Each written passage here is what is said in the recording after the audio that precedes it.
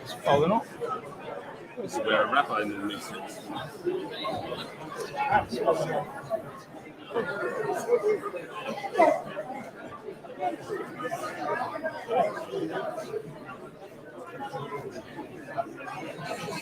Oh, I can see the one way. One way, yeah. So,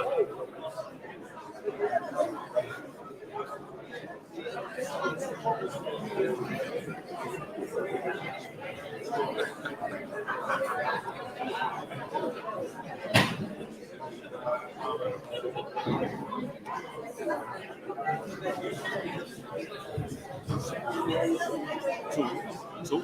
Can you hear? Yeah, speaking. Speaking. Okay. They could hear every word we're saying.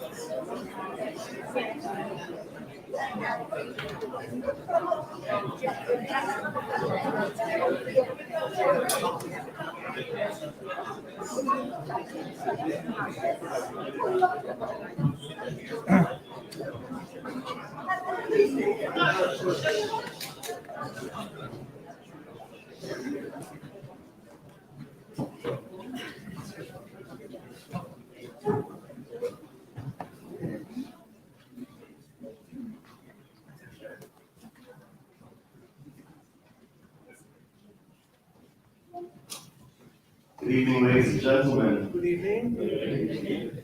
I tried to impress upon Andrew that this is your typical turnout and a typical crowd as well to be inside our synagogue on a Monday evening. I think we would. Welcome to BLT. BLT was conceived as an idea to bring Bushy together to learn. And for years now, we have had the opportunity of sharing tremendous evenings of education.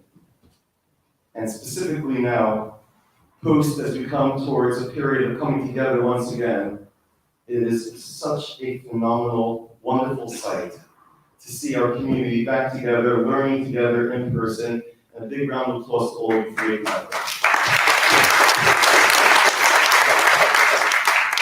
But I must say that this evening is particularly special. Earlier today, I was at the grounds of Bushy Cemetery, and I passed by Rabbi Sachs's grave, and just paused for a moment to reflect that tonight is Rabbi Jonathan Sachs's first Yahrzeit, the first anniversary now of his passing. And as we know, Rabbi Sachs believed not just in raising the bar of education, but inspiring us to grow and to believe in the value of learning, what it can do to our soul, what it can do to our mind as well. This is the reason why we dedicated the BLT series this year in his honor. The learning that we do this evening will be a merit to him, as well as, please God, a comfort to his dear family that know that across the world we are all joined together, carrying on his legacy of education, of being broad and proud of our Jewish heritage as well. And we are all humbled to be part of that process this evening also. Just to explain the order of events, in just a moment, our chairman, Paul Belson, will introduce Andrew Neal, and he will address us for approximately a half an hour. At that conclusion, we will then have Q&A, in which I have been told all questions are on the table, including rabbinic ones as well. They'll be happy to field everything that they can. Afterwards, there'll be refreshments in our banqueting suite in the back. And then we will have our breakout sessions that will be taking place in here, communities in conversation, as well as Jew flicks also in the back, with the morals, ethics from various modern contemporary films. Thank you all for being here. We look forward to having a great series, but for now, I'll hand over to our chairman. A big round of applause for Paul. Good evening, everyone. It's with particular pride that we welcome Andrew here this evening. Andrew, I'm sure, is well known to most of you, having seen him on various productions on the television and in writing. Andrew tells me that he has interviewed every Prime Minister since Mrs. Thatcher, and that probably, on top of that, includes every Chancellor of the Exchequer, every significant politician who's been a leader of the opposition at the time, and is known for his particularly incisive style in drawing their thinking and their thoughts out.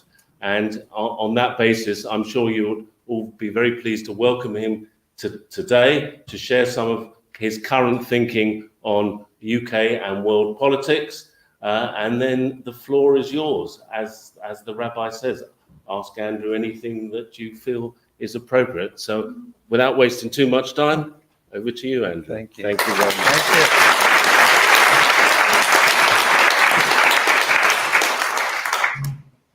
Rabbi Paul, or as I believe they call you here, Mr. Chairman, thank you for that introduction. My father would have liked it, and my mother would have believed it. So I'm very grateful to you for that. And thank you all for inviting me to your synagogue tonight to address you and then take some questions. It's a privilege to be here. It's also something of a surprise because it's only a couple of weeks ago that I was actually speaking in the Watford area, and I didn't expect to be back so soon. I particularly didn't expect to be back so soon when, after I had finished my speech, as I was leaving the hall to head back home, this woman came running after me and said, "Mr. Neal, just before you leave, I'd like you to know that your speech was absolutely superfluous." And I said, "Well, thank you very much." And she said, "Tell me, will it be published?" And I, of course, being a sort of smart-ass journalist, said, "Oh, yes, but probably posthumously." She looked at me and said, "I can hardly wait." I hope to do a little bit better with you tonight. Now, I have come armed just with some notes to form the basis of my speech, not the autocue or the teleprompter that we always have in television that keeps us right on the script, though obviously we have that all the time at the BBC. We still manage to screw it up every couple of weeks. It was just before the pandemic, when I was still doing Politics Live. I rushed into the studio. I hadn't studied the script properly. The opening titles were playing. I sat down, earpiece in, mic'd up, straight to camera, reading the script, and I said, welcome to Politics Live. Today we go live to Manchester to speak to Elizabeth Stewart, who is 111. I read off the autocue. And this rather attractive middle-aged woman popped up on the monitor. I know Manchester's doing well these days, but that's amazing. Only to have the producer shout in my ear, "Who is ill, you pillar kill?" So, we paid a license fee and we still can't even read the autocue properly. The following week, they sent me to Israel. We were doing some stuff on vacation from there, the usual serious stuff. But on the final day, we had planned something lighter. We prepared a package on Jerusalem about tourists and so on there. And we'd already sent that back to London by satellite. But the idea is I would link it live from Jerusalem. So I'm in front of the camera and I'm just preparing my words, but they cut to me early.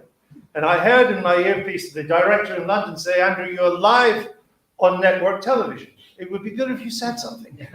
I, of course, being the consummate professional, immediately looked, stared down the barrel of the lens, and I said the first thing that came into my mind: "Welcome to Jerusalem, a mecca for tourists."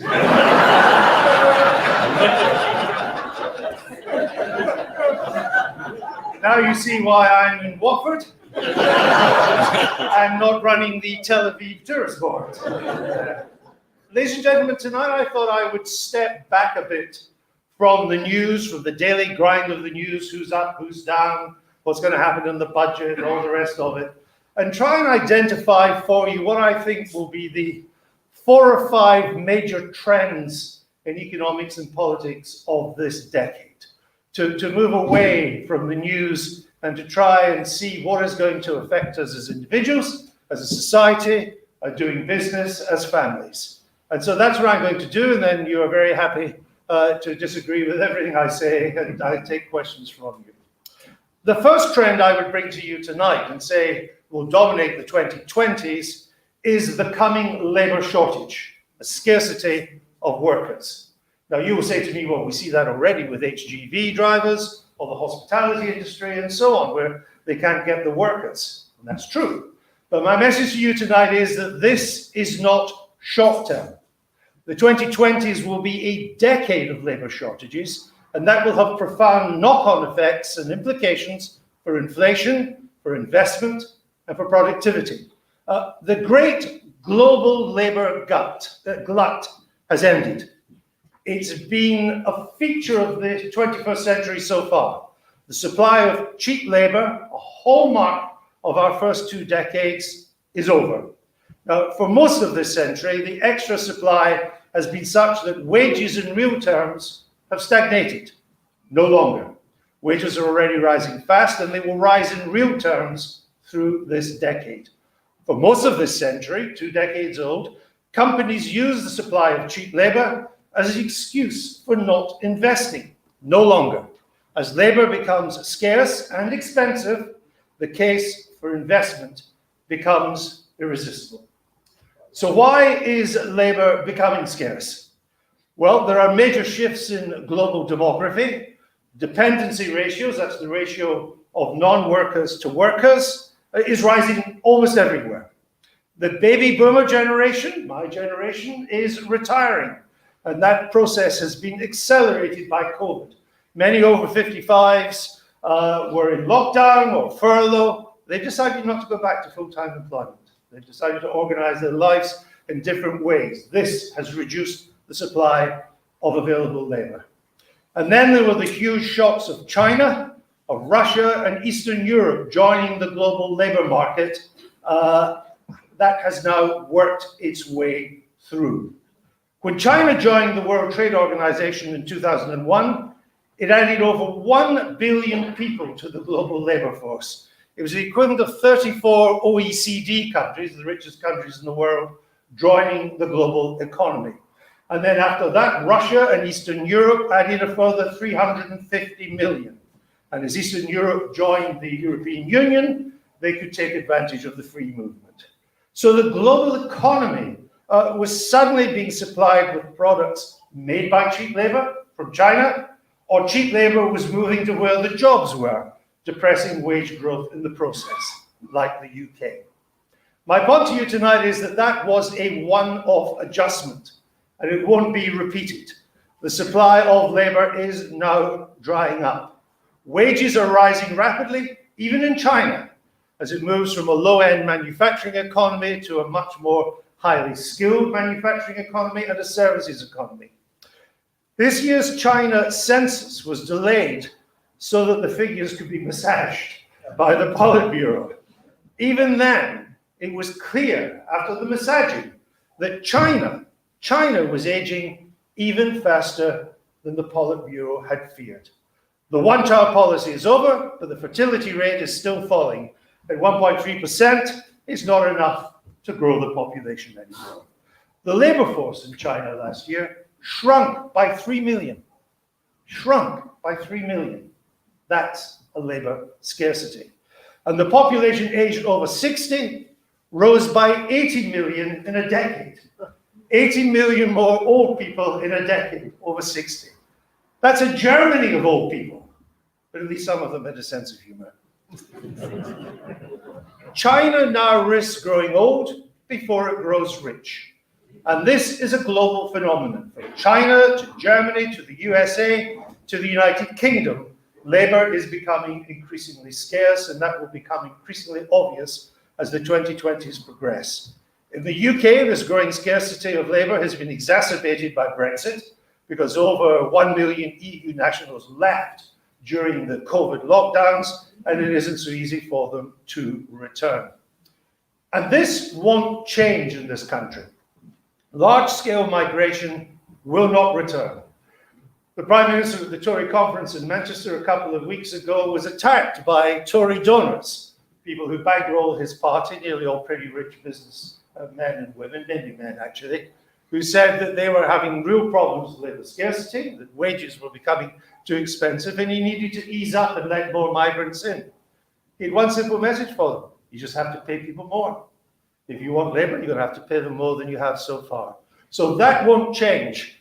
And the over 55s won't return.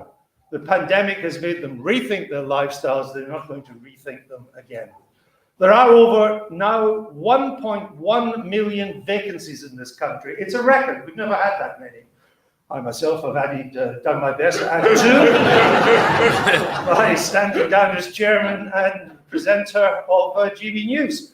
So from baristas to brickies, pay is rising fast. Earnings now over 4% a year. This is the new labour market normal.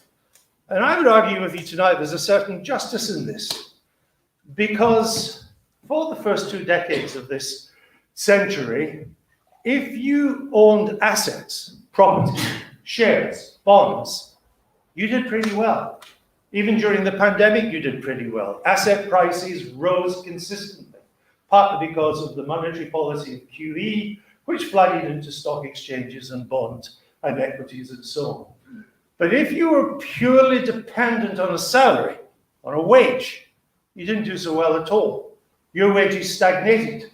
Wages in real terms, which is after allowing for inflation, are no different today than they were in 2010. And so I think it's time for Labour's Day with a small L, Labour's Day in the sun. I think it is time to reverse this move from labour to capital, and for the move to go back a bit from capital to labour. Whether you like it or not, it is going to happen. This is a new decade. One of the major consequences of this is my second trend tonight, which is that the 2020s will see the return of inflation, which in turn will end all this abnormally cheap money, low interest rates, QE, quantitative easing, and so on, which we've seen since the Lehman crash of 2008. The rapid and sustained rise in real wages means that central banks, I think, are now wrong to claim that the current inflationary spike is temporary. The wage inflation will be baked in as prices rise and workers demand wages to match, taking inflation above all the central bank targets and forcing an end to the quantitative printing of money and a rise in interest rates. If not this year, certainly in the first half of next year. Now, nobody can doubt that prices are rising and rising fast. Oil, which a year ago was under $40 a barrel, is now over $80 a barrel. Copper, which is a key commodity in manufacturing economies, was $6,000 a ton. It's now $9,000 a ton. Gas has quintupled. You're about to find that out in your winter energy bills when it works its way through. Shipping costs have soared. If you want to rent a container to go from Shanghai to Rotterdam, a year ago, it cost $1,500. By this summer, it had become $8,000. By Christmas, it will be $12,000. And don't forget, that's what's bringing a lot of the stuff we buy. And there is no way that will not be reflected in prices. So the idea of the central banks, the Bank of England, the Federal Reserve, the European Central Bank, the Bank of Japan, they said, look, these price rises are going to be temporary, and we'll see through them, and we're not going to change monetary policy. Inflation will subside. Well, I can tell you, nobody is sure of that now.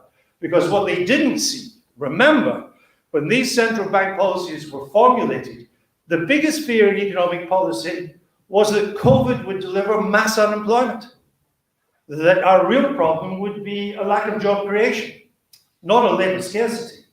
And what the central banks didn't see was at a time when labor was scarce and prices were rising, labor, even non-unionized labor, would have the power to demand pay rises, and employers would have to pay for it. And that is what is happening. There are plenty of other inflationary pressures around as well. Macroeconomic policy, that's taxation and spending, is also inflationary. Fiscal and monetary policy everywhere are loose. Not just in Britain, not just in Europe. The Biden administration is pumping a further $3.5 trillion into the economy, even as the Federal Reserve keeps interest rates close to zero. In fact, in America, when you take into account inflation, interest rates are actually negative. And yet fiscal policy is pumping more money into the economy. Deficit reduction in the UK, and the Chancellor will tell you about that coming on Wednesday, and in the Eurozone too, where the deficits are beginning to come down, but it will be gentle. I mean, this year, we will still probably borrow about £180 billion of sovereign debt to pay for the post-pandemic bills. That is a record outside any time but wartime. So even fiscal policy is still pretty loose. And in the EU, they're only now starting to spend the stimulus package that they agreed a year ago. QE also this time has been inflationary for technical reasons. The original bout of quantitative easing, the electronic printing of money, was done after the Lehman crash, basically to buy bonds off banks and put cash on their balance sheet to make them more liquid. It didn't really seep into the economy and therefore wasn't inflationary. But this time the electronic printing of money has been used to pay for stimulus checks. It's been used to pay for furlough. It seeped into the economy. And everywhere central banks are now becoming under pressure to tighten monetary policy. The ECB in Frankfurt is already under huge pressure from Germany, where inflation is 4%. Now for Germans, that gives them a fit of the vapors at 4%. They are still haunted by the memories of the Weimar Republic. And so they are pressing Madame Lagarde in Frankfurt to begin to raise interest rates and to cut off QE. What is happening there is also happening with the Federal Reserve in Washington, D.C. It is now beginning to taper the electronic printing of money and is now looking at a rise in interest rates. Here in Britain, the Bank of England, despite the supply chain disruptions, the high shipping costs, the labour shortages, all of which will push up prices, has kept monetary policy lax. But that is about to change. Interest rates, ladies and gentlemen, are going to start rising again. We've become so used to this cheap money that we forget what it was like when interest rates actually mattered. We're now about to be reminded. Even in 2022, the OECD is now predicting that British and American inflation will be over 3%. That's 50% more than the target that the banks have set themselves for inflation. So they will have to act. My own view is that by the end of the first quarter of this year, American inflation, which is already heading for 5%, Britain won't be far behind it. It will come off that peak, but it isn't going back to under 2% again. Now, what I'm saying to you tonight is not a return to the 70s, when inflation was, some of you remember it, 12, 15, 20, at one stage, 25%. These days are not coming back, nor are the interest rates that reflected that level of inflation. But the days when interest rates were negative, and when there was a lot of money around, and when the cost of debt was virtually zero, which has been the case for the past 10 years, these days are over. Inflation is back there, and that is one of the consequences of the scarcity of labor. Now, my third trend tonight, which is also linked to the scarcity of labor, is that the supply of cheap labor discouraged corporate investment in the last 2 decades, and as a result, productivity across the Western world stagnated. That's all about to change. The rising cost of scarce labor will encourage more investment, because if you can't get the workers, you will have to invest in machines that can do things more efficiently, just at a time when there really are innovations and things to invest in. And business has the money to do it. Corporate treasuries are brimming with cash, and borrowing, even with a rise in interest rates, is still going to be historically cheap. This is the good news, is a happy confluence of events that I think the 2020s will be an investment boom decade across the Western world. It's not before time. You'll be surprised that the 21st century is actually marked by a dearth of innovation that fools rapid economic growth and productivity. We all think because our iPhones have got more sophisticated that there's been masses of innovations. There hasn't been. There's more innovation in the 80s and the 90s than there has been in the first 2 decades of the 21st century. That's all about to change. I think we've reached a post-pandemic flexing point, and corporations, if they wish to grow and expand, will need to use scarce labor more efficiently. It will be more expensive, so they will need to give that labor state-of-the-art technology to do their jobs, and that in return will raise productivity. To my mind, the 2020s are a little bit like the 1920s in that regard. In the 1920s, what happened was that electricity, which had been around for several decades, suddenly met the innovation of washing machines, dishwashers, hoovers, all the light industries that you see started up in West London, down the A40 and the A4, and of course in the United States above all. Suddenly this technology, which was relatively new, but not entirely new, met new inventions that could only work with electricity. And that powered the massive growth in the United States in the 1920s. And I think that is going to happen again in the 2020s, but in a different way. Not a light industry revolution, but developments in battery technology, in digital, in artificial intelligence, in robotics will do to the 2020s what household appliances did in the 1920s. And the conditions are already being created. The price of lithium batteries, essential to electric vehicles, is now down 90% in 10 years. It's when that kind of technology collapses in price, it becomes possible to be produced on a mass scale and affordable on a mass scale as well. We cannot have electronic vehicles without far cheaper lithium batteries. The same has been true in advances in solar cells, similar to the advances in microprocessors in the 1990s. All of that is essential for renewable energy. Cheap, more efficient batteries and solar cells will bring in a wave of innovation on how energy is generated, how it is stored, and how it is used. And that is all key to a green revolution. There cannot be a green revolution based on renewables unless we develop the technology to store the power when the wind is blowing and to use that power in the batteries when the wind isn't blowing. And the wind often doesn't blow in this country, particularly in cold Januaries and Februaries. So that is a revolution in the making. There are massive investment because of innovation. And by combining AI, artificial intelligence software with sensors and batteries, driverless cars will become ubiquitous, and trucks and taxis. If you don't believe me, go to Phoenix, Arizona, where there's a suburb there which already has driverless taxis there, and they never get drunk when they drive you home. Applications are only beginning to happen in healthcare. New technology is going to revolutionize healthcare across the Western world. Warehousing, energy consumption, even white-collar jobs like asset management are in for a big shock. So the good news is that we are going to see a lot of investment and increased productivity. My fourth theme for you tonight is that this decade is already seeing a return to the era of big government. And this will be true whether governments are of the left or the right. As a government of the left in the United States, it's a big government. As a government of the right in the United Kingdom, it's a big government. Indeed, the UK has moved so much in favor of big government under the Tories that it's now doing what Gordon Brown did 20 years ago. It's raising national insurance to pump more money into the NHS. That's how much our politics has changed.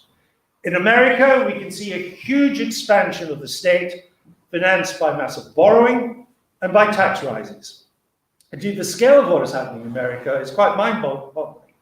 If you take the extra money being pumped in, first of all, by President Trump and then by President Biden, it is equivalent to Franklin Delano Roosevelt's New Deal of the 1930s, plus President Johnson's guns and butter spending in the 1960s, when he waged a war on poverty and a war in Vietnam. What has happened to America now is equivalent to the combined stimulus of the Johnson years and the Roosevelt years. It is unprecedented and will change the nature of government in America. Now, why has big government come back? After all, when Mrs. Thatcher was Prime Minister and Mr. Reagan was President, the state began to get cut back. And even when governments moved to the left under Mr. Clinton in America, under Mr. Blair in Britain, they did not return to the era of big government. Indeed, Mr. Clinton said the era of big government was over. And he was right for a time, but he's wrong now. And one of the reasons for that, I think, is the rise of the populist right. Mr. Johnson in this country, Mr. Trump in America. They believe in big government. They're not small state people. They're not Jeffersonian. They're not Thatcherite or Reaganite. They like big government. There is an aging population, and an aging population demands more government because they want more spent on health and social care. 20 years ago, the NHS accounted for 27% of all state spending in the United Kingdom. By 2024, it will account for 44% of all state spending. By 2030, it will be near as damn it 50% of all state spending. Big government. And then there's what I call the new psephology, which is the political science of voting habits. Right of center parties, like the Tories or the Republicans in America, increasingly depend on older working class voters. They're socially conservative. That's why they voted the Red Wall, voting for Mr. Johnson, and the southern states voting for Mr. Trump. But they're economically of the left, socially conservative, but on the left economically. The Red Wall wants more government spending. They want government to intervene to move investment to the north. They're not against taxes on the rich, because they're not rich themselves. They're not against big property taxes, because that gets the houses in the south of England, not the houses in the Red Wall. This psephology changes the attitude of right-wing parties. And indeed, you see it in the upcoming French elections, which are just beginning to start for the presidential elections next year. Madame Le Pen on the hard right and Mr. Mélenchon on the hard left both have almost exactly the same economic policy. It's big government, it's intervening government, it's telling business what to do. It is the state control of wages. Leveling up, you know, the government talk about it all the time. One day it might even tell us what it means. That's government action. Infrastructure spending, that's government action. Big government. And in a sense, another reason why this is the case is that the pandemic has had the same effect on attitudes to government as war, as World War II. World War II saw a massive mobilization in all countries of war of government. In this country, we emerged victorious with our allies in 1945. Big government had helped deliver that. So it seemed quite natural for British people then to vote for an Attlee government that promised a continuation of big government, welfare state, the NHS, nationalization of the commanding heights of the economy. Seemed quite natural that that should continue in peacetime. War creates big government, and so does the aftermath. COVID has done the same. COVID has seen government interfere in our lives, take a bigger role in our lives than ever before in peacetime.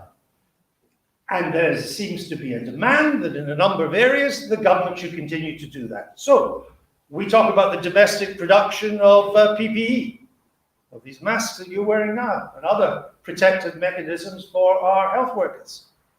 That would only happen with government intervention. And we shorten supply chains. Indeed, shorter onshore supply chains all require state intervention. Industrial policy, now all the rage among politicians, that's government intervention. I make no comment on whether this is good or bad, but what I can tell you is that there is no big government without big taxes. Politicians run on the conceit that they can finance big government only by taxing the rich. There just aren't enough. They're too mobile. They have too many ways of getting out of paying taxes to be able to do that. That's true in America. Mr. Corbyn told us he could do it only by taxing the top 5%. Would never have happened. Mr. Biden said he could do it only by taxing the top 1%. Never going to happen. He knows that now. In many ways, the Europeans are more honest, the Scandinavians in particular. They say if you want big government and you want an extensive welfare state, the standard rate of tax is going to have to be at least 30%, maybe 35%. You make up your mind if that's what you want. And so tax is already rising. Now, you will all know about the rise in national insurance. That adds 12 billion in taxation. What you probably haven't realized is that your income tax is all about to go up as well, because the Chancellor has frozen the thresholds. So low-paid people who didn't pay any tax will now slip into the 20% bracket. Middle incomes who paid 20% will now slip in to the 40%. Your income tax is rising. That's another 12 billion. And then corporation tax, which this government always told me if it cut corporation tax, suddenly incomes, revenues would rise. Now tells me that he's going to raise corporation tax and revenues are going to rise. I mean, both can't be true, so we'll see. But anyway, in the Red Book, that's another 12 billion. So under a Conservative government, by 2024, these taxes alone will add 36 billion pounds to taxation in this country. Big taxes to finance big government. And there will be more on the way. In America, if Mr. Biden gets his tax through, the marginal rate in some states in America will be 62%. That's in America, the home of capitalism, of entrepreneurs, and so on. Big government, big taxes will be a theme of the 2020s. Let me move on to my final major theme before I finish up just saying one more thing. The geopolitical struggle of the 21st century amounts to a new Cold War between America and China. And this will have huge implications for Europe and for the Middle East. The rise of China has already provoked an American, what they call a pivot to the Pacific. It started under President Obama, it gained momentum under President Trump, and it continues under President Biden. And the reason it's a challenge to Europe and the Middle East is that in America's eyes, it reduces Europe and the Middle East to second-order foreign policy issues. China is now all-consuming in the American foreign policy establishment. Europe and the Middle East are still important, but they're not as important as China. And the think tanks in Washington and Los Angeles, and the reconfiguration of the American military, and the amount of effort that's going on inside the administration to counter China is soaking up all the bandwidth. Now, Russia remains a major threat to peace and stability in Europe, there can be no doubt about that. But for America, it now sees Russia as a regional power, not a global power as the Soviet Union was. It's a regional threat. And the region is Europe, not America. The rise of China forces America to reconfigure its military forces. In the Pacific, it's going to be overwhelmingly amphibious and air. Of course, in Europe, it was always about boots on the ground. And even a country as rich as America, with the defense budget it has, the US defense budget, bigger than the next 20 biggest defense budgets in the world, even America cannot afford to defend Europe the way it has, be as active in the Middle East as the way it has, and deal with the rise of China. America cannot do all three, and it will, in my view, prioritize the Pacific. Because in that most divided of cities, Washington, D.C., the one thing that unites the left and the right, that unites Republicans and Democrats, that unites President Biden and former President Trump, is the need to deal with China. It's the one consensus policy in Washington, D.C.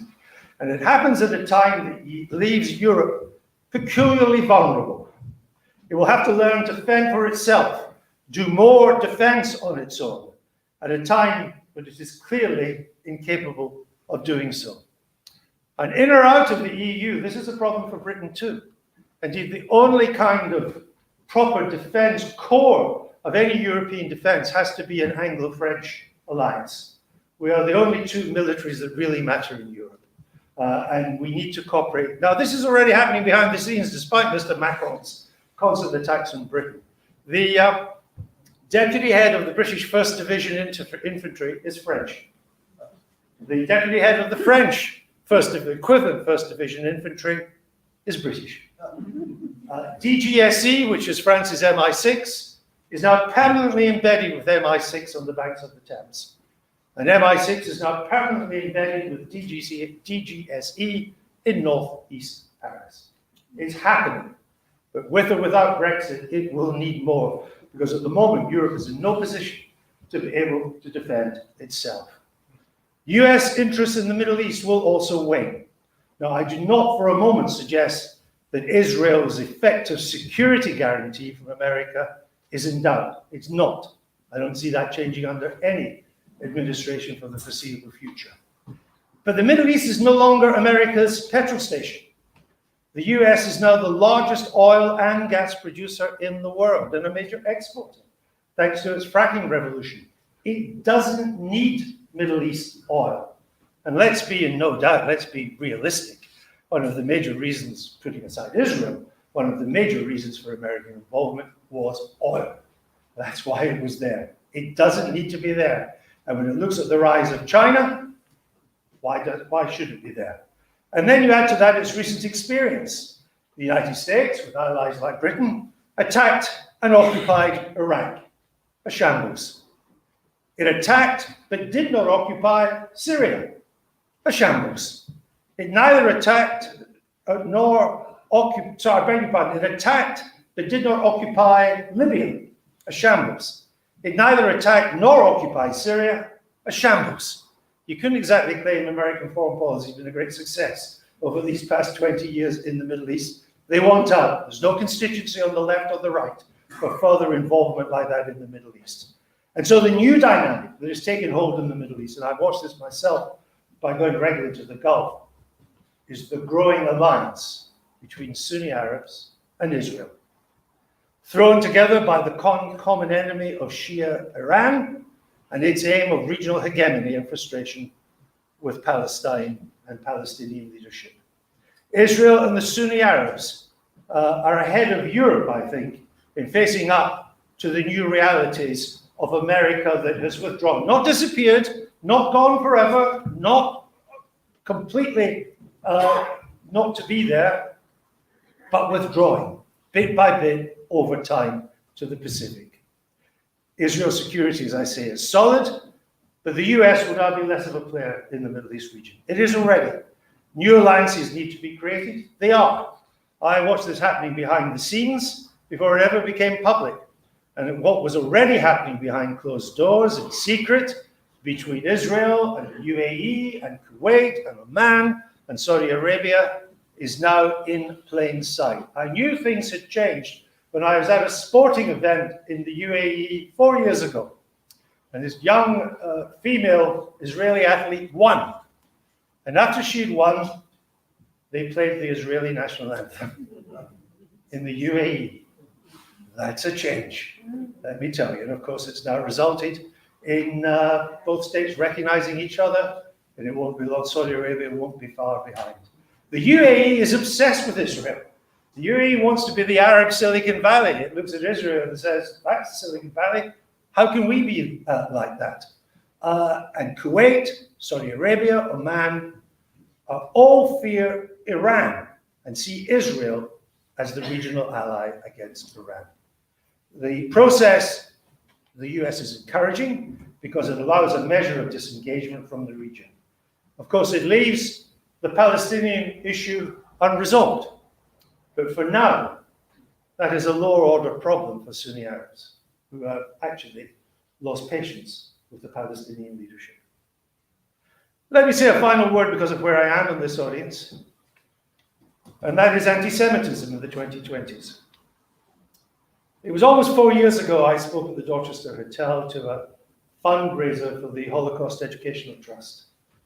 And I said that night that what had really changed in recent years was that when I was a kid at university in my 20s, anti-Semitism largely came from what I called the knuckle-dragging hard right. It was the Colin Jordans and the National Front and the British National Party. Basically, to be blunt, the scum of our society. They were never a political threat. They were a threat individually to people like yourselves, to synagogues and so on. They were never a political threat. They didn't get the votes of the National Front or even the AfD in Germany now. But they came from the right. What changed? Probably in the last 10 years, that a bigger threat, a bigger anti-Semitism emerged from the hard left, which I never saw coming, but seemed to be fueled by such a visceral hatred for Israel, not just a disagreement of Israel's policies. I'm sure half of you will deny about plenty of criticisms of Israel and its foreign policy, but such a hatred of Israel that it so easily tipped over into anti-Semitism. Now, that dissipated somewhat with the departure of Mr. Corbyn from frontline politics. And he ceased after the election in December 2019 to be leader of the Labour Party. But you will know as well as I, it's not gone away. It's still there. It's just not as public as it was before. It's just not as visible as it was before. But it's in with the woodwork. In the first half of this year, there are over 1,300 recorded anti-Jewish hate incidents. That compares with the first half of last year, when there were 875. Since 2013, there has been a steady rise, and Mr. Corbyn's departure has made no difference to these anti-Jewish hate incidents. And most depressing of all is it's infecting the young. 130 anti-Jewish hate incidents in schools in the first half of this year. The most reported ever among young people, often involving Jewish school children at non-faith schools. Anti-Semitism in our schools. And of course, campus, university anti-Semitism in many of our campuses is rampant. And my fear is that through this decade, this will not easily go away. The rise of identity politics, where we all have to define ourselves not by social class or by the quality or lack of it of our character, but by our identity, which is encouraging us to differentiate our identity from you and you and you and you. that will increase this danger of anti-Semitism. Identity politics, I think, poisons our political discourse. It emphasizes what makes us different and de-emphasizes what brings us together. That is dangerous in politics, and it is a reason why anti-Semitism is not going away. Now, the knuckle-dragging right is still there, and they can still be brutal and fascistic, but they're not the biggest threat. It is still this hard left Corbynista hatred of Israel, which tips into anti-Semitism, which is there to be fought. And it will be fought. I know you will fight it, but you won't be alone. We're all going to fight it, and we're going to win. Thank you.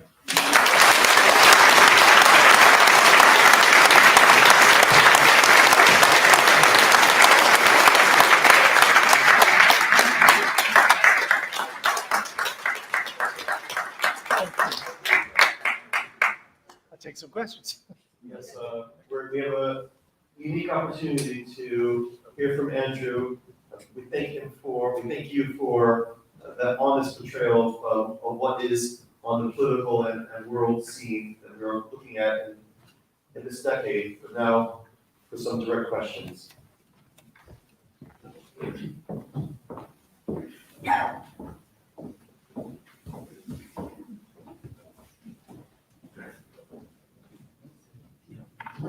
Thank you, Andrew, for a very insightful and entertaining presentation. And just picking up on the last issue, whether this is a double header for you. One is your view on regulation of social media, and two, the future of the BBC. And has Tim Davie offered you a job? The answer to the last question is no, nor has a job been sought. I think after the summer I've been through, a little period of reflection and contemplation will be in order, and we'll see what the new year brings. Sorry, your first question, because the second was the future of the BBC. You want a regulation of social media? Well, there is no question. I don't know if any of you listened. On my way here today, I was listening to the testimony of the Facebook whistleblower to the House of Commons committee today. But social media is a cesspit. It's an unregulated cesspit. And there is no question in my mind it gives anti-Semites a platform they never had before. I mean, they could write to me as a newspaper editor, always in green ink, and it had an audience of one, which immediately went into the bin. Now they can reach thousands, millions of people, and they can infect and pollute young minds as well. And I think it's time that social media was regarded like newspapers or television broadcasters as publishers, and therefore subject to the law of the land, subject to libel laws, subject to defamation, and subject to racial hatred laws. So yes, I think the law has to catch up with technological change. And these people who make billions out of their social media, and Facebook and Google and all the rest of it, they need to be called to account now. They are, in my view, the new robber barons. They are the same people that in America at the turn of the end of the 18th century, the 1880s, 1890s, of the Rockefellers and oil, of Carnegie and steel, and various JP Morgan and the banks. It took a Republican president, Teddy Roosevelt, to actually call them to heel. And it's time there was a president that did the same in the United States. As for the future of the BBC, I think the BBC finds itself in a strange position, in that the license fee is a wonderful thing for it to have. It's a guaranteed income of £4 billion a year. For any business, $4 billion guaranteed is nice to have, even if it's in somewhat long-term decline. But the hard reality of broadcast media today is that $4 billion is peanuts. And because it's dependent on the license fee, it cannot go to the market and raise a lot more money because the government will let it. It will be on the government's balance sheet to some extent, and the Treasury likes to keep control of these things. So it cannot now get into the kind of high-quality drama productions that most of us, but above all young people, now expect. If you look back at a drama made 15 years ago, the average cost of a drama at the BBC, and our drama, or at ITV, would be about £500,000. A single episode of The Crown cost £10 million. And they're making, in the end, when the series is done, 40 of them. That's £400 million. Game of Thrones was £12 million. Big in Britain too, but not with BBC money. One episode of Game of Thrones, the Battle of the Icemen, cost £16 million to shoot. Because people expect that kind of production value. When I was a kid, movies were different. That was where all the special effects were. TV and the Forsyte Saga, when somebody closed the door, the whole shit set. Sure. People aren't going to accept that anymore. So, and we have the most wonderful, I mean, we are a creative superpower. There are now more Hollywood blockbusters made in Britain than there are in Hollywood.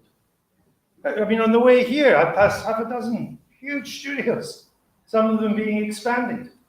This year, between £6 and £8 billion will be spent on TV and film production. You can't rent the space. We've run out of studio space. We have the skills, we have the CGI technology, we have the history, we have the English language, which is an incredible asset for us too, and we have the tax breaks. So it's a great opportunity for us in the 2020s to really make our mark. People like coming here to make films and TV. Lord of the Rings, which Amazon Prime is making as now as a TV series, shot the first series in New Zealand, because that's where the movie was shot, and then said, no, we've had enough of this. Too far away, they're too slow, let's get to Britain for series 2 and 3. They're coming here. That's another £500 million on TV production alone. So my view is this, and it's not a very popular one. I think the worst thing the BBC do is can stick its head in the sand, because that way lies Upper Clyde shipbuilders. You just go out of business. The world passes you by. It should identify what is truly public service, and that should be financed by public money. So that could be the news, it could be certain dramas of a more edgy kind, it could be the arts and so on. It would be a lot more than PBS does in America, but it wouldn't be strictly. And things that are entertainment, that are not public service, that the commercial sector can do, for that it should go subscription. After all, the BBC are the 3 most famous letters in the world for broadcasting.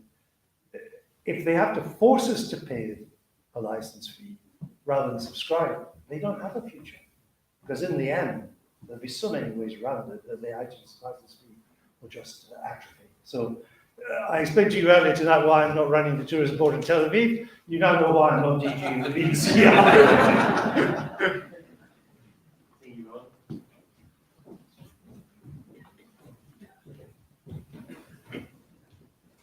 Thank you, Andrew. Fantastic presentation. A couple of questions, if I may. Do you think part of the policy of Tony Blair of sending students to university and taking them up from 24% up to 50%, instead of keeping the 24 at 24 and having a balanced, skilled labour coming through in technical colleges, so you had a balanced society coming through, would have reduced the shortage that we've got? I'm in that industry, and recently carpenters have been demanding £1,500 to £2,000 a day because there is no skilled labour to do the work. Labour scarcity, I think that's it. Yeah. And the second question is, you mentioned all the Middle Eastern countries that were a disaster. And was there a reason you left out Afghanistan? Right, because it's not in the Middle East. And I was talking about the Middle East. I mean, if you've got all night, I'll go through every country. There were 2 major category errors made on higher education in modern times. One was John Major turning the polytechnics into universities. So instead of teaching students things that would get them a job, things of practical ability, things of a skill nature that would take them into manufacturing and engineering and into graphic design and so on, they ended up doing useless media degrees at third-rate universities and therefore became unemployable. That was the first mistake. Having done that, Mr. Blair then said, well, let's get 50% of the kids to go there. And that was a disaster as well. Not everybody should go to university. Not everybody wants to go to university. Not everybody needs to go to university. And I think a lot of young people now, as they look at their peer group coming out of university, lumbered with debt, which will take forever to pay off, and struggling to get a job that's even near average earnings, finding that their educational qualification is worthless in the marketplace. I think a lot of these youngsters are now looking elsewhere, and a lot of them are looking at proper apprenticeships. I spent some time just before the pandemic with some young apprentices from Rolls-Royce and British Aerospace. They were on top of the world. They knew they were elite, world-beating companies. They were getting proper German-style apprenticeships, and they were earning money, and they had no debt, and they were pretty much guaranteed a job for life, which in this day and age is not an easy thing to have. So I hope that over time that will change, and that people will realize that a poor degree from a third-rate university is worth nothing, and you just put yourself into debt. I think, though, that there is as always in Britain, social class plays a role in this. And that is that our elite is still very happy to boast that young Johnny has got into Balliol to do PPE. You don't hear them boasting about young Jemima getting an apprenticeship at Rolls-Royce. In Germany, you would. In Austria, you would. In parts of Scandinavia, you would. And so I think until our political elite realize that getting a PPE degree from Oxford is not the be-all and end-all, but actually doing an apprenticeship where you get your hands dirty, but you learn worthwhile skills. When they start to get their kids to do that, that will break down the class barriers. So I'm hopeful that more people, that the uselessness of some university degrees now will encourage people to seek alternative means of education.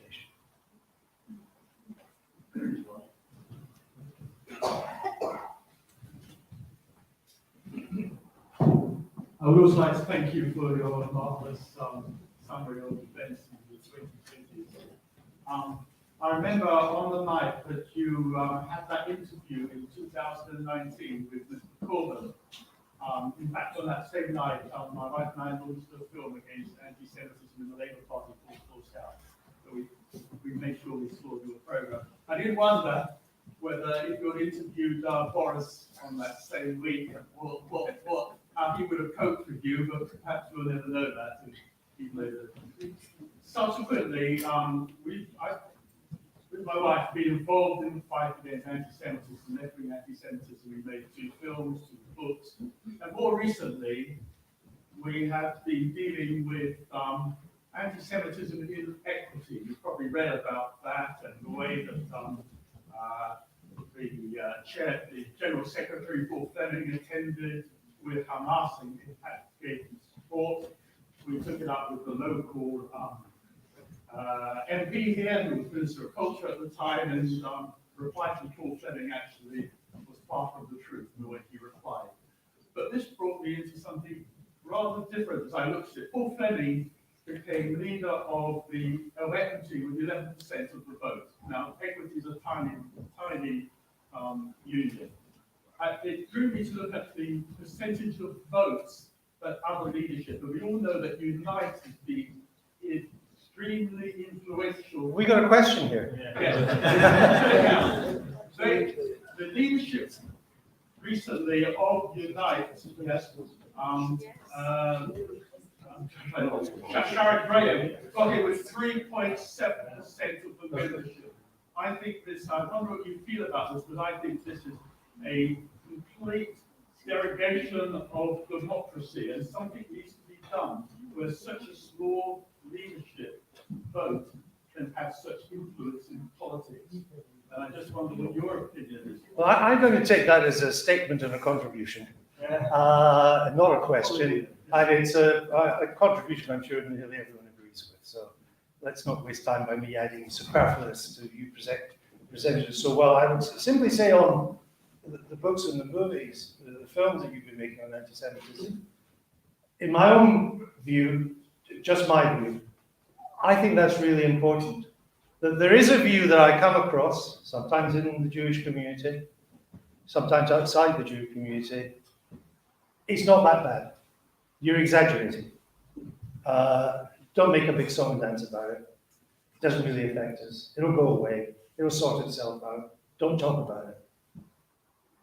I absolutely disagree with that. You take that view, and that's the way it will fester and prosper. So congratulations on doing that. Good evening, Andrew. Thank you for your superb presentation. I said superb, not I got that. I was listening.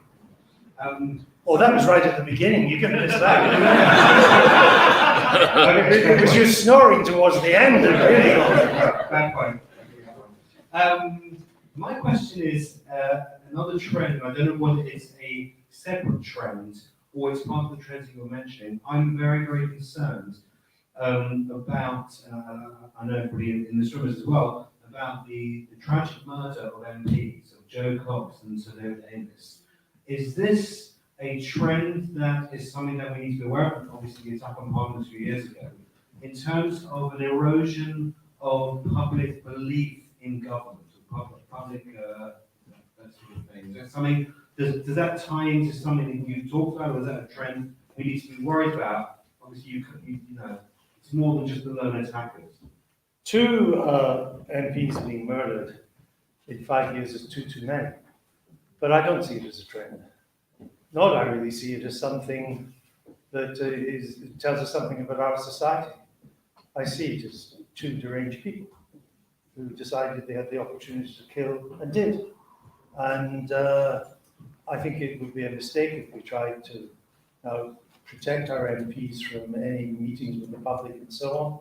Because one of the joys about democracy is that you speak to American politicians, they have no idea of this idea that you go back to your constituency every weekend and speak to the people who voted for you and who didn't vote for you.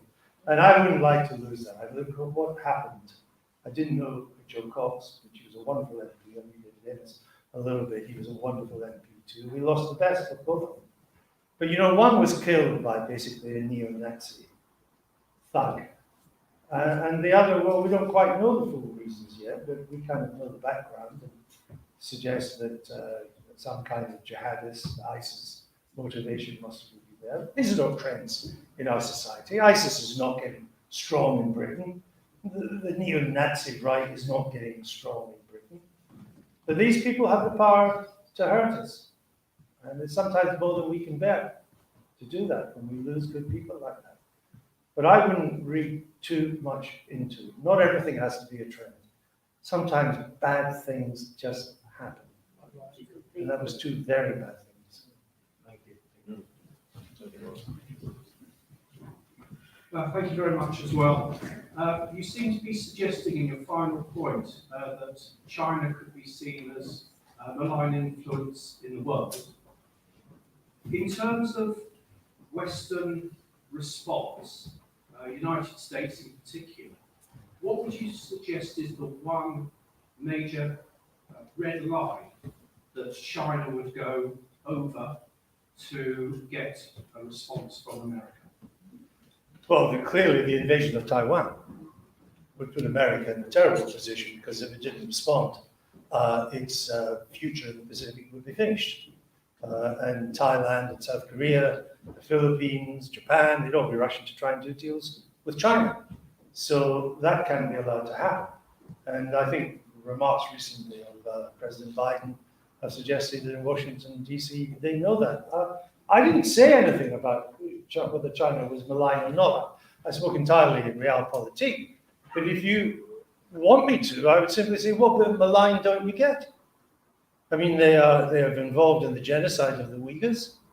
They've created a surveying state that George Orwell could never have envisaged in 1984. It's an unbelievable all the use of the latest technology, indeed all private technology. The rideshare company, Didi, it fell foul because it was forced to give the information of every passenger that's ever been carried in the car. Where did they go? I mean, this is a scary, scary thing, and it's not been realized in the West that President Xi is in the process of turning China. See, after Mao, China moved bit by bit to becoming not totalitarian, but authoritarian. Still not a nice place, but there was a certain freedom within parameters and so on. Xi is taking it straight back to its totalitarian origins. Look what they've done to Hong Kong. And by the way, look at how little Western reaction there has been to the clear breach of the 1997 agreement on that. So I think China is a real danger. That doesn't mean to say war is inevitable. I don't think it will happen. China has many, many problems. I mean, the biggest asset bubble in the world is the Chinese property market. They've got $5 trillion of outstanding debt. 5 trillion. You know, I mean, it's almost as big as I was getting from the BBC. So they have lots of problems. They've got a declining population. They have an aging population, which causes a problem because there's very little healthcare provision or welfare provision in China. And that's very expensive to provide when you've got, like, as I said, 80 million more old people in a decade. So you look at the Belt and Road, which is actually much topped up, much more than the reality, which basically lumpers developing countries with massive debts at hugely high interest rates. That's expensive to do. You then look at the social demands on the Chinese government with an aging population, and then this desire to take on America with a military buildup. They can't do all three. You know, I concentrated on America, saying it can't do the Middle East, Europe, and the Pacific. China can't do all three of these things too. I'll give you a prediction, one thing I didn't do because I'm obviously running out of time. China will not overtake America in terms of the size of its economy in this decade. The Chinese economy is really slowing down now. Trees don't go to the sky. Indeed, there's a big agenda. In economics, there's something called the middle income trap, which is the developing countries, if they do really well and they get to middle incomes, and then they never break out. They're stuck in the middle income. Whereas countries like Singapore and South Korea and now Vietnam, which is very much coming out of that, China may not get out of that. As I said in my remarks, it could get older before it gets richer. So China has huge problems, and there is a kind of Faustian pact between the communist leadership and the people, which is you'll have no freedom, you're going to do as you're told, but we'll look after you. If growth rates tumble and there isn't a big enough welfare state to look after people, that Faustian pact will break down. I think China is the one thing I would say at the moment, you asked what should be done. It's time to decouple. We need to stop investing in China. How can Western democracies invest in China when they're doing to their people what they're doing and the price that they'll be asked to pay? Look, they've turned on their own companies. They turned on Jack Ma, the billionaire Chinese guy. They turned on him. They stopped the IPO of Ant because he was getting too big for his boots. You think they wouldn't turn around on NatWest or British Aerospace or Airbus as well? I think there's going to be a huge decoupling of the economy. Let them get on with it the way they want. Meanwhile, it's America's job, and Britain playing its part with this deal with the Australians and the Americans, the submarine deal, which is a lot more significant than people realize. In the Pacific, unlike in Europe, America has willing allies, whereas the Europeans are always a bit sniffy about the Americans. And the French are always breaking the NATO command structure. The Germans sent the Bundeswehr into the Arctic maneuvers with broom handles for guns. Their tanks don't work now. I mean, you'd have thought German tank didn't work.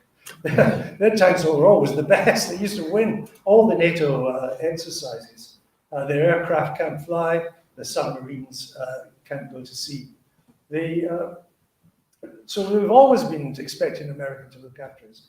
You go to the Pacific, Japan is increasing defense spending, Thailand is increasing it, South Korea is increasing it, the Philippines are increasing it, Singapore is increasing it. They all want to be America's allies, and they're prepared to step up to the crease to help with the defense of the region there. That, and the biggest mistake Donald Trump ever made, and I know there's a long list, but the biggest he ever made was pulling out of the Trans-Pacific Partnership. Because that was a group of like-minded countries with an alternative economic system to Chinese autarky. And yet he pulled out of them. Good news is, I think within the next 2 or 3 years, Britain will join it. And that will give us access to 11 of the fastest growing economies in the world. So there's grounds to be hopeful. We only have time for one final question to keep to the program, so over time. Thank you very much for speaking to us tonight. You already touched on students who perhaps shouldn't be going to university.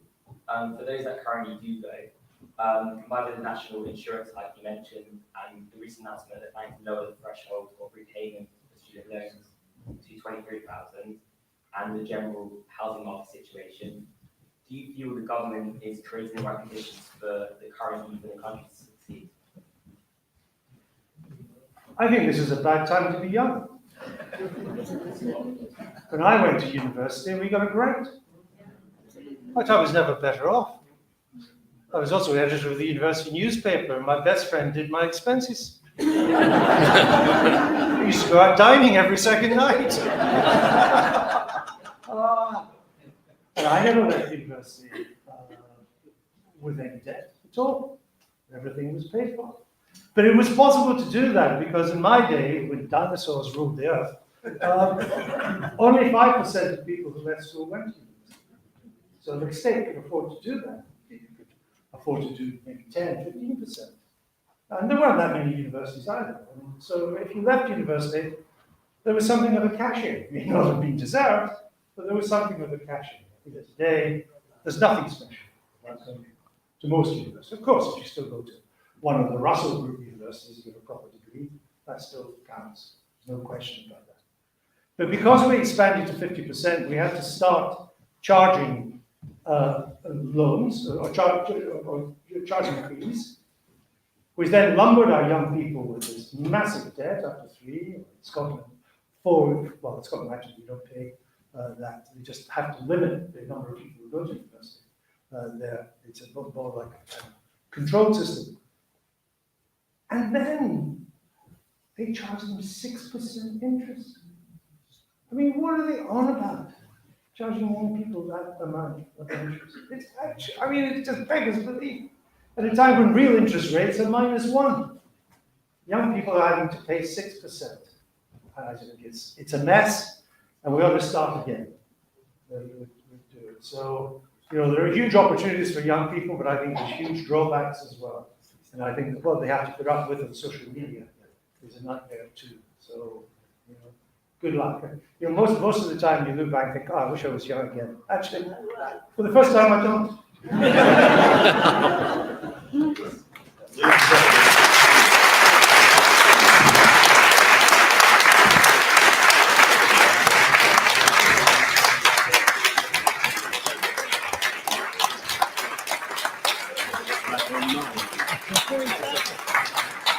Thank you. Thank you. Ladies and gentlemen, I can't say that this has been the most optimistic of evenings.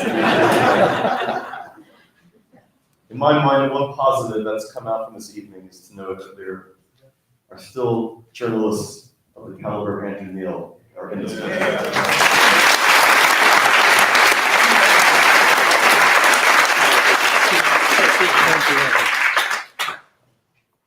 He spoke about taking some time off from being at the front line of informing us the things that we need to know.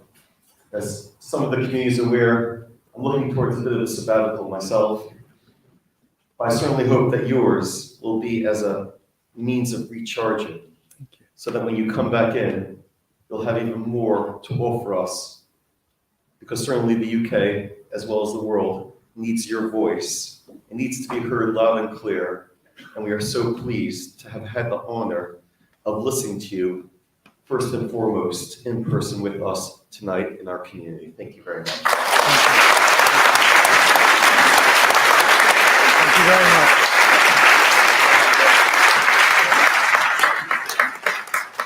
do recognize that you have some free time in your hands, and therefore thought that you might want to brush up on some reading of some of the more interesting publications that have come out recently. And therefore, we, just as a token of appreciation for coming up to us this evening, just some books and thoughts, hopefully to inspire you so you could continue to inspire us. And thank you again for everything. Thank you. Thank you.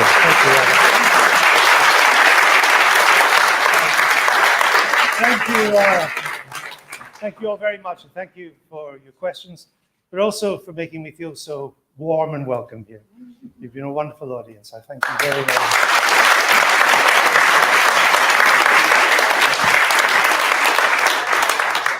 As always with the Jewish event, we're going to invite everyone for refreshments in the back. Following on for refreshments, which will be only going on for about 10 minutes, we will then have an opportunity to come back in for the breakout sessions, which will be the communities in conversation as a memorial to Rabbi Sachs taking place in here, as well as our film segment, which will be taking place outside. Also, just to point out before you go, the following BLT programs that we have, Hadia Fazil will be with us next Wednesday evening at 8 p.m., discussing as a refugee herself from Afghanistan, a woman's Afghanistan. She'll be interviewed by Representative Jacqueline. And finally, in 1 week's time after that Wednesday, the 10th of November, we will be welcoming our chief rabbi who will have been to COP26 and will be discussing with us going green and what we in our communities need to know. Beyond that, you've also received as well some information about our Hanukkah extravaganza, as well as Hebrew reading crash course, covered in a nutshell, lots going on. Enjoy your refreshments, have a wonderful evening.